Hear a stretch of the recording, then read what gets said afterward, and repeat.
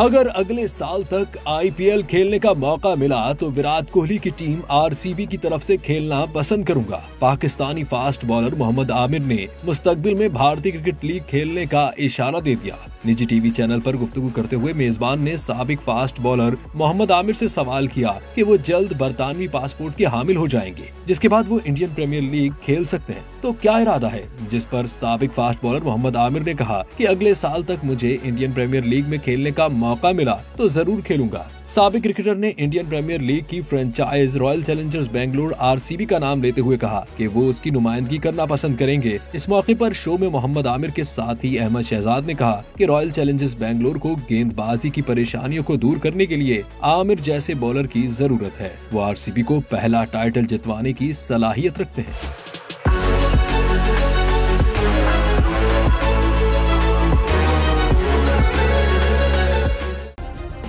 Subscribe करें और bell दबाएं ताकि कोई खबर रह न जाए।